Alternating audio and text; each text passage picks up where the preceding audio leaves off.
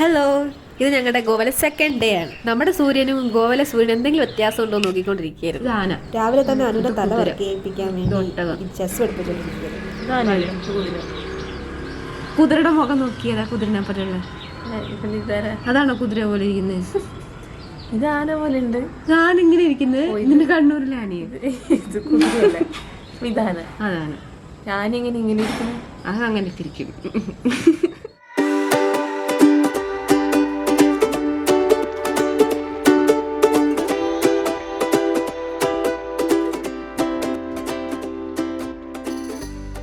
Directions ഉണ്ട്. ഇതിന് ഇങ്ങനെ മൂവ് ചെയ്യാൻ പറ്റത്തുള്ളൂ, ഒരെണ്ണം മൂവ് ചെയ്യുള്ളൂ. പക്ഷെ ഇവിടെ എൻ്റെ ഒരു സാധനം ഇവിടെ ഇങ്ങനെ ഉണ്ടെങ്കിൽ ഇങ്ങനെ കട്ട് ചെയ്യുന്നത് ഇങ്ങനെ ക്രോസാണ്. വൺ സ്റ്റെപ്പ് മാത്രമേ ഉള്ളൂ. ഓക്കെ, നെക്സ്റ്റ് ആന എപ്പോഴും സ്ട്രെയിറ്റേ പോകത്തുള്ളൂ. ഇങ്ങനെ പോവും, അല്ലെങ്കിൽ ഇങ്ങനെ പോവും, അല്ലെങ്കിൽ ഇങ്ങനെ ചാടി വളഞ്ഞൊക്കെ പോകാൻ പറ്റത്തില്ല. എനിക്കറിയില്ല. നിനക്കറിയാം ജസ്? എനിക്കറിയില്ല. കേക്ക് വാ. ആനയും കുതിരയെന്ന് പറഞ്ഞാൽ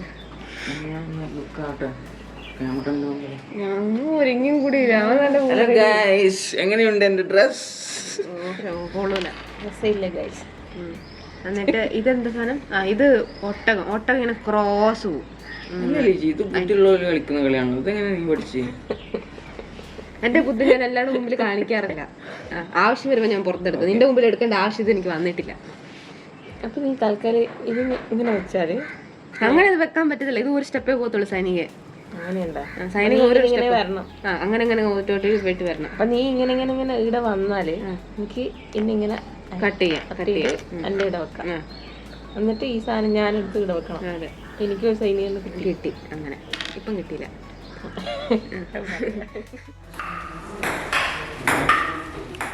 ഞങ്ങളിപ്പോൾ ഉള്ളത് ഞങ്ങൾ സ്റ്റേ ചെയ്ത ഹോസ്റ്റലിൽ തന്നെയാണ്. ഞങ്ങളെല്ലാം റെഡി ആയിക്കൊണ്ടിരിക്കുക. അപ്പം ഇവിടുത്തെ ചുറ്റുവട്ടം ഒന്ന് ഇച്ചിരി കാണിക്കാമെന്ന് വിചാരിച്ചു. നല്ല പീസ്ഫുൾ പ്ലേസ് ആട്ടോ. ആരും ഒച്ചയും ബഹളം ഒന്നുമില്ല. രാവിലെ ആകുമ്പോൾ കുറേ ഫോറിനേഴ്സ് ഇവിടെ യോഗ ചെയ്യുന്നൊക്കെ കാണാം.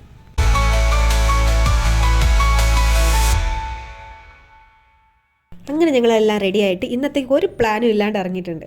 ബ്രേക്ക്ഫാസ്റ്റ് കഴിക്കുമ്പോൾ പ്ലാൻ ചെയ്യാൻ എന്നുള്ളതാണ് പ്ലാൻ. അങ്ങനെ ഗൂഗിൾ പറയുന്നത് കേട്ട് ഞങ്ങൾ ചായ കുടിക്കാനായിട്ട് റെസ്റ്റോറൻറ്റിലെത്തി. റെസ്റ്റോറൻ്റ് ഒക്കെ കാണാൻ അടിപൊളിയായിരുന്നു കേട്ടോ. ഒരു ക്ലാസിക് ലുക്ക്. ഞാൻ കഴിഞ്ഞ വീഡിയോയിൽ പറഞ്ഞ പോലെ ഇവിടുത്തെ റേറ്റ് കുറവുള്ള റെസ്റ്റോറൻറ്റും ഉണ്ട്, കൂടുതലുള്ള റെസ്റ്റോറൻറ്റും ഉണ്ട്. ഞങ്ങൾ ഫസ്റ്റ് കയറിയ റെസ്റ്റോറൻറ്റിൽ മസാല ദോശയ്ക്ക് 70 രൂപയായിരുന്നു. ഇന്നത്തെ കയറിയ റെസ്റ്റോറൻറ്റിൽ 200 രൂപയായിരുന്നു. ഞങ്ങൾ ലാസ്റ്റ് ഡേ കയറിയതിന് 60 രൂപയായിരുന്നു.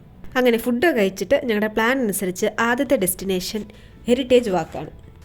അങ്ങനെ അങ്ങോട്ട് പോയിക്കൊണ്ടിരിക്കുക കേട്ടോ. അങ്ങനെ ഇതാട്ടോ ആ ഹെറിറ്റേജ് വാക്കിംഗ്. ഗോവയിലെ പ്രത്യേകതയാണ് എല്ലാം കളർഫുള്ളാണ്. ഇവർ ധരിക്കുന്ന ഡ്രസ്സ്, ഇവരുടെ വീടിൻ്റെ പെയിൻറ്റിൻ്റെ കളറ്, അതുപോലെ ഓരോരോ വണ്ടികളുടെ കളറ്, പ്രത്യേകിച്ച് സ്കൂട്ടികളുടെ. നമ്മൾ ഈ റെൻറ്റിങ്ങിന് വാങ്ങുന്ന സ്കൂട്ടികളൊക്കെ മഞ്ഞ, ചുമപ്പ്, പച്ച അങ്ങനത്തെ കളറൊക്കെയാണ്. ഓരോ ബിൽഡിങ്ങിന് അടിക്കുന്ന പെയിൻറ്റിങ്ങിൻ്റെ മുകളിലാണ് ഇത് സ്റ്റാൻഡ് ഔട്ട് ചെയ്യണം. ആക്ച്വലി ഗോവ ഫുള്ള് ശ്രദ്ധിച്ചാൽ മനസ്സിലാവും. ഇവിടെ എല്ലായിടത്തും എല്ലാ വീടുകളുടെയും പെയിൻറ്റിങ് ഈ മഞ്ഞ, ചുമപ്പ് അങ്ങനെയൊക്കെ അടിക്കാറ്.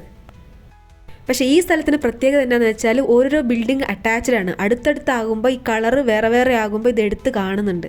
അതാ നമുക്ക് തന്നെ ഇത് കൊള്ളാലോ എന്നൊരു ഫീലിംഗ്. ആക്ച്വലി ഫോട്ടോഗ്രാഫിക്കൊക്കെ പറ്റിയ പ്ലേസ് ആട്ടോ. നല്ല കളർഫുൾ ഫോട്ടോസ് നമുക്ക് എടുക്കാം. ഞാൻ ഇടയ്ക്കൊന്ന് ആലോചിച്ചു ഇതിനു വേണ്ടി നമ്മൾ ഗോവ വരെ വരേണ്ട ആവശ്യമുണ്ടോ? നമ്മുടെ വീട്ടിൽ തന്നെ ഈ കളർ പെയിൻറ്റിംഗ് ഒക്കെ അടിച്ചാൽ പോരെയെന്ന്. പക്ഷെ നമ്മൾ അടിക്കില്ല. അതാണല്ലോ ഇതിൻ്റെ പ്രത്യേകത. ഇവിടെ വന്നപ്പോഴാണ് അറിഞ്ഞത് ഇതൊക്കെ ഓരോരോ ആൾക്കാരുടെ വീടും റെസ്റ്റോറൻറ്റൊക്കെയാണ്. എന്തായാലും സംഭവം പൊളിച്ചിട്ടോ. ഞങ്ങൾ ഒരുപാട് ഫോട്ടോസൊക്കെ എടുത്തു. പക്ഷെ ഇതൊക്കെ എവിടെ അപ്ലോഡ് ചെയ്ത് തീർക്കും എന്നതാണ് അടുത്ത ടാസ്ക്. അങ്ങനെ ഞങ്ങളുടെ ഹെറിറ്റേജ് വാക്കിംഗ് ഒക്കെ കഴിഞ്ഞു. അങ്ങനെ പുറത്ത് ഇറങ്ങിയപ്പോഴത്തേക്ക് ഒരു ചേട്ടൻ ഇവിടെ പൈനാപ്പിളും പേരയ്ക്കൊക്കെ വിറ്റോണുണ്ടായിരുന്നു. എന്നാലും പിന്നെ അത് കഴിച്ചിട്ട് അങ്ങ് പോവാമെന്ന് വിചാരിച്ചു. അവിടുന്ന് പുറത്തിറങ്ങി കഴിയുമ്പം കാണുന്ന ഒരു ലേക്കാട്ടോ ഇത്.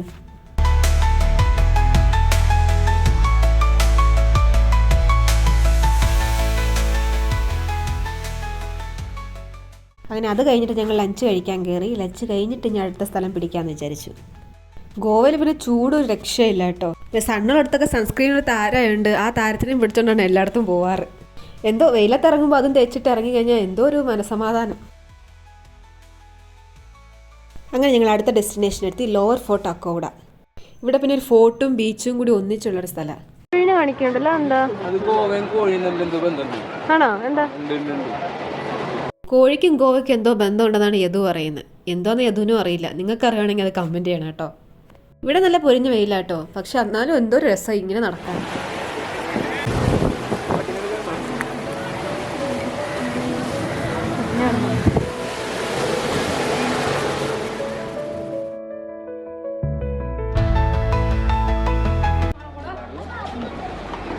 गोवा, महाराष्ट्र, बिहार, झारखंड,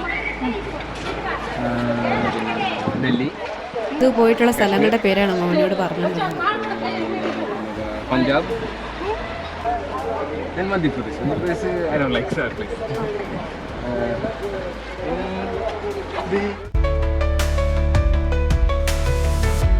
അങ്ങനെ ഞങ്ങൾക്കൊരു ഉടുമ്പിനെ കാണാൻ കിട്ടിട്ടോ. ഞാൻ അങ്ങനെ സാഹസികമായി എൻ്റെ വീഡിയോയിൽ തന്നെ പകർത്തിക്കൊണ്ടിരിക്കുക.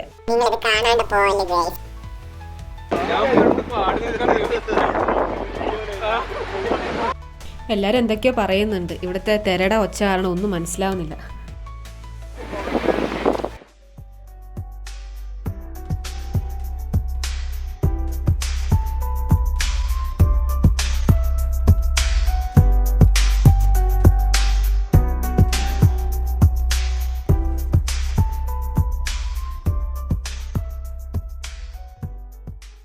അങ്ങനെ ഞങ്ങൾ പിന്നെ അവിടെ നിന്ന് ഇറങ്ങി. ഇത് ഇവിടെ നിൽക്കുന്ന ഈ സ്കൂട്ടികളൊക്കെ റെൻറ്റിനുള്ളതാണ് കേട്ടോ. ഞാൻ പറഞ്ഞ പോലെ പച്ചയും ചുമപ്പ് നീല് എല്ലാ കളറും ഉണ്ട്. അങ്ങനെ ഞങ്ങൾ നെക്സ്റ്റ് ഡെസ്റ്റിനേഷനുള്ള ഡിസ്കഷൻ തുടങ്ങി. നമുക്ക് വേണേൽ പോവാം, കുഴപ്പമില്ല. നമുക്ക് അതിനിടയിൽ തിരിച്ചു വരുമ്പോ ഏതെങ്കിലും സൺസെറ്റ് അടിക്കാം, എന്നിട്ട് തിരിച്ചു പോരാം. എന്നാ ബട്ടർഫ്ലൈ പോവല്ലേ? ബട്ടർഫ്ലൈ ഇട്ടോ, നല്ല ലോങ്ങാണ്. കലങ്കുട്ട് ഇൻ ബിറ്റ്വീൻ ആണ്. ബട്ടർഫ്ലൈ പോയി കഴിഞ്ഞാല് അത് മാത്രമേ പോയിലുണ്ടാവുള്ളൂ കേട്ടോ. എത്ര? ഞങ്ങളുടെ മിക്കവാറും ഉള്ള പ്ലേസസ് ഡിസ്കഷൻ നടക്കുന്നു. ഒന്ന് കഴിക്കാൻ നേരത്ത്, പിന്നെ വണ്ടി കയറി കഴിഞ്ഞിട്ട് പെട്ടെന്ന് നടന്ന് നമ്മൾ പോവാറുണ്ട് കേട്ടോ. ഒരു ഡിലേ വന്നിട്ടില്ല. എടാ നമ്മളിപ്പോ 2 ബീച്ചിന് നടക്കുന്നല്ലേ പോയേ. അഞ്ചിന് പോയി, കലങ്കുട്ട പോയി, അടുത്തുള്ള ബീച്ച്, ദൂരമുള്ള ബീച്ച് നമ്മ അവിടെ നിന്ന് കാണിച്ചു തന്നില്ല. കണ്ടോളിയാണ് കലാങ്കുട്ട. നോക്കട്ടെ, നല്ല പേരുകൾ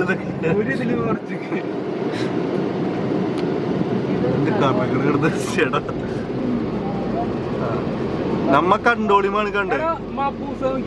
മപ്പൂസയോ മപ്പൂസ. എടാ നമുക്കിനി സൗത്തേക്ക് പിടിക്കടാ.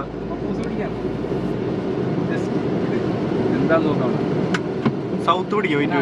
എടാ മപ്പൂസ ഇത്തിരി മേലാണ്. എന്താ നിക്കറിയില്ല.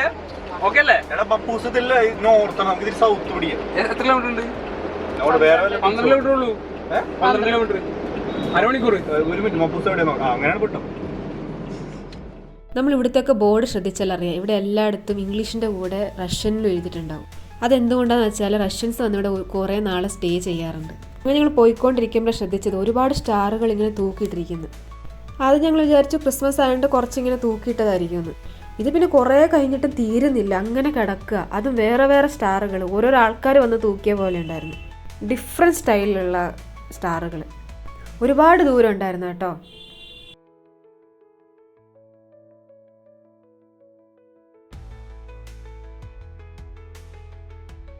ഇതൊരു മെയിൻ സിറ്റിയാണ്. അവിടെ മുകളിൽ congratulations mister and Mrs D'Souza എന്ന് പറഞ്ഞൊരു ബോർഡ് കിടക്കുന്നു.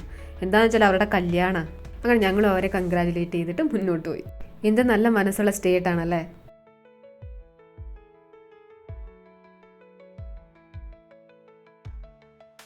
അങ്ങനെ സൺസെറ്റ് കാണാനായിട്ട് കളങ്കുട്ട് ബീച്ചിലെത്തി.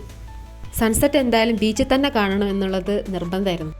ഉടുപ്പ് റെസ്റ്റോറൻറ്റ് ഇല്ലാത്ത ബീച്ചിലാണ് നമ്മുടെ ഗോവയിൽ. ഇതാ ഇവിടെ ഒരു ഉടുപ്പ് റെസ്റ്റോറൻറ്റ്. ഗോവയിലെ ബീച്ചിലെ ഈവനിങ് വൈബ് അത് എവിടെയും കിട്ടുമെന്ന് എനിക്ക് തോന്നുന്നില്ല. അമ്മാതിരി പാട്ടും ബീറ്റ്സും, അറിയാണ്ട് നമ്മൾ തന്നെ ഇങ്ങനെ ഡാൻസ് കളിച്ചു പോകും.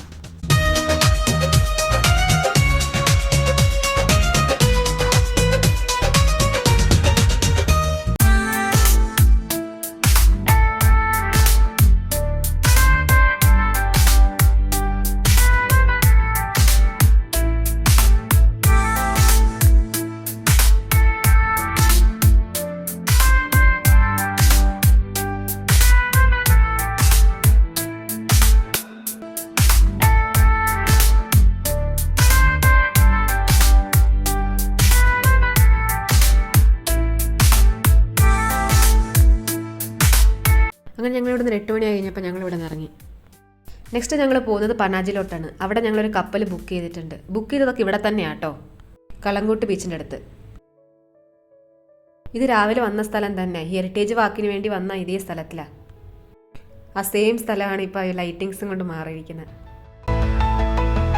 അങ്ങനെ ഞങ്ങൾ കപ്പൽ കയറേണ്ട സ്ഥലത്തെത്തി. ഇവിടെ ഒരുപാട് കപ്പലുകൾ വന്നും പോയിക്കൊണ്ടിരിക്കും കേട്ടോ. അങ്ങനെ ഞങ്ങളുടെ കപ്പലെത്തി, ഞങ്ങളങ്ങനെ കയറാൻ പോവുക. 6 പേർക്കും കൂടി 5500 അവർ ടിക്കറ്റ് എടുത്തത്. 8:30 തൊട്ട് 11:30 വരെയായിരുന്നു അതിന്റെ ടൈമിങ്. അതിൽ ഡിന്നറും കൂടി ഇൻക്ലൂഡഡ് ആണ്. കപ്പലിനനുസരിച്ച് ഇത് വേരി ചെയ്തുകൊണ്ടിരിക്കും.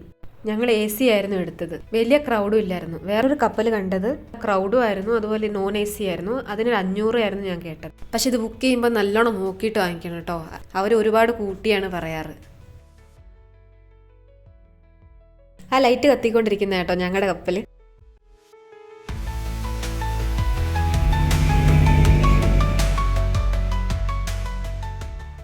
ഈ കപ്പലിലെ ഫസ്റ്റ് ഫ്ലോറാണിത്. ഇവിടെയാണ് ഫുഡ് സെർവ് ചെയ്യുക. പിന്നെ താഴെ ഡാൻസും പാട്ടുകളൊക്കെ ആയിക്കൊണ്ടുണ്ടാവും.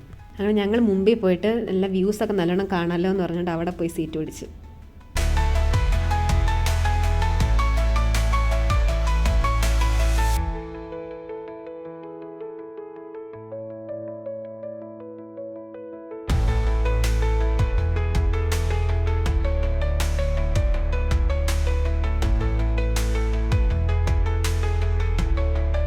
ഇതാണ് ഞങ്ങൾ ഫുഡിന് കിട്ടിയ കൂപ്പൺ.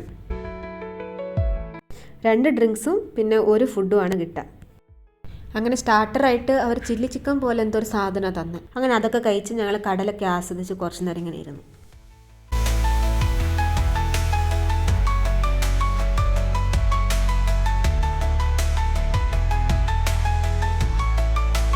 അങ്ങനെ സ്റ്റാർട്ടർ കഴിഞ്ഞിട്ട് ഞങ്ങൾ താഴത്തെ ഫ്ലോറിൽ പോയി.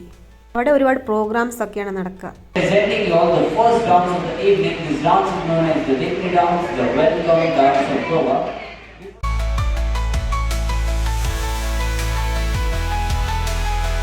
അതിനവിടുത്തെ പ്രോഗ്രാം കഴിഞ്ഞിട്ട് ഞങ്ങൾ മുകളിൽ പോയിട്ട് ഡിന്നർ കഴിച്ചു. ഡിന്നർ കഴിഞ്ഞിട്ടും താഴെ പരിപാടികളുണ്ടായിരുന്നു കേട്ടോ. ഞങ്ങൾ താഴെ പോയില്ല. ഞങ്ങളിവിടെ മുകളിൽ തന്നെ ഇരുന്നുകൊണ്ട് കടൽ കണ്ട് ആസ്വദിക്കുകയായിരുന്നു. അങ്ങനെ കപ്പൽ ഞങ്ങളെ കയറി എടുത്ത് കൊണ്ട് ഇറക്കി. അങ്ങനെ ഇന്നത്തെ ദിവസത്തേക്ക് ഞങ്ങൾ വിട പറഞ്ഞ് തിരിച്ചു പോവുക.